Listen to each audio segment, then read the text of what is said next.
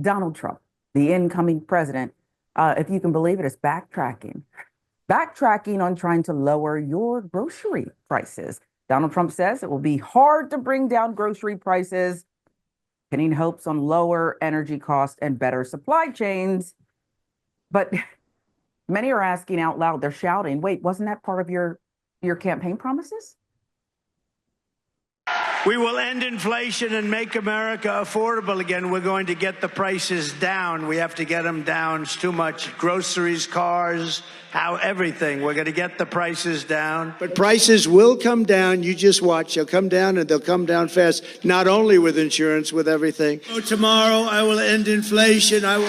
We will cut your taxes, end inflation, slash your prices. I will end inflation. End inflation. Slash your prices. It's like a child who says, I'm going to clean my room. The room's going to get cleaned up. And it's years later now, and it still looks filthy. It looks ridiculous. But here we are. Asked whether his presidency would be a huge failure if grocery prices don't come down, Donald Trump responded, it would not. Blaming, here we are again, the Biden administration for the way it handled the inflation that led to higher food prices in the first place. NBC News with the reporting here. Look, they got them up. I'd like to bring them down. It's hard to bring things down once they're up. It wasn't very hard for you to bring America's mood down. That was instant for millions of Americans. But anyway, it's very hard. He said in the interview published Thursday, but I think that they will. I think that energy is going to bring them down. I think a better supply chain is going to bring them down. The supply chain is still broken. It's broken, Trump said. Now, you notice how he acts like this is, a thing in and of itself, that he has nothing to do with it, despite his campaign promises. It will come down, when it's ready. Scott Jennings snaps as Bakari Sellers accuses Trump of doing just that, lying about the grocery prices. What Scott was not accurate about, which kind of happens around the table sometimes, although I know you want to be. Don't touch me. I can't touch you. All right, everybody keep your hands to yourselves at the table. All right, but one of the things Scott was not accurate about, there was a reason why we have inflation in the first place. This is not Joe Biden's policy. Yes, it is. Yes, it is. This is. It's sure actually, it is. Of course it it's is. actually no. Of course it's not. Putting Because $2 you know trillion what? in the. Do you know what? Do you know why did we put government spending why on did top you? of? But why did that government happen? spending? Do you notice how things become instantly more childish once Donald Trump is in the air, just kind of permeating, marinating, whatever it is?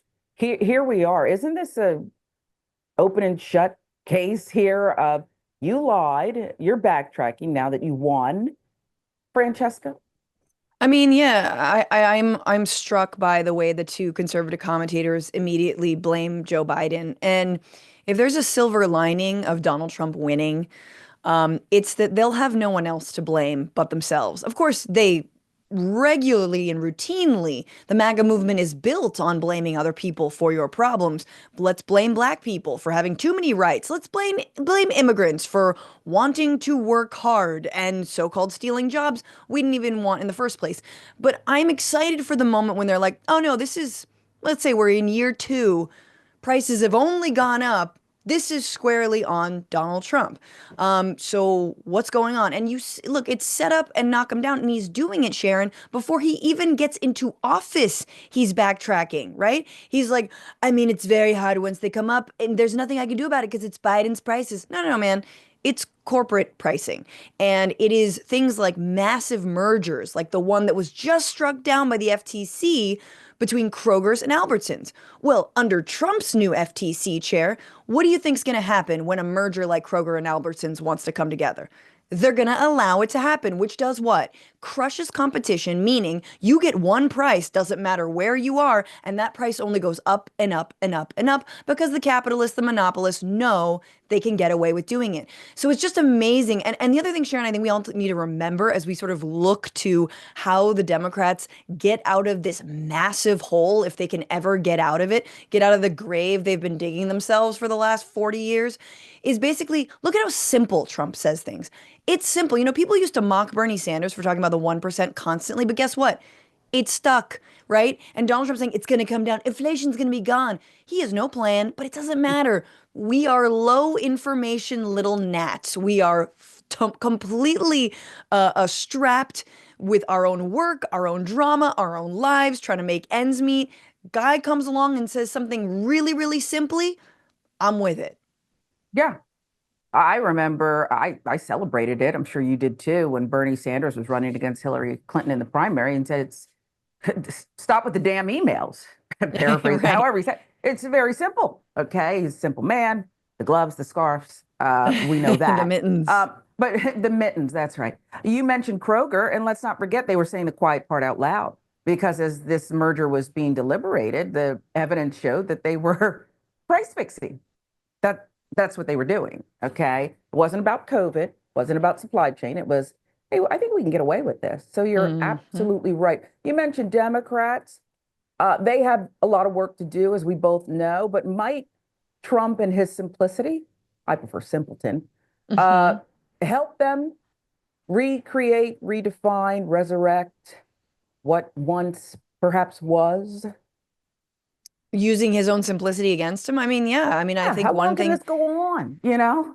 And what's interesting though is like, you know, one thing he did promise in 2016 when he won or when he was running was, I'm going to fix the ACA, you know? And it's like Wow. nearly, you know, however many years later, 10 years later, it's like now people are taking matters into their own hands in an awful way, right? And you're like, no, he didn't deliver on that, but neither did Democrats. Sadly, Kamala Harris did not run with truly any healthcare plan, to be quite frank. So we made fun, remember, for many weeks of Donald Trump saying, I have concepts of a plan. But honestly, Kamala Harris didn't actually have a plan either. And so, again, like we need strong, transformative, and quick action that can actually impact people. But yeah, I mean, it's just like, I don't understand how anyone could think Trump is going to be different. He lies as much as he breathes. And to be honest, no, he lies more than he breathes because I feel like the brain doesn't get that much oxygen in that like meat suit. But does he lie as much as he eats fast food? Tackle That's that. maybe more like it. Okay. All right, it was just thought.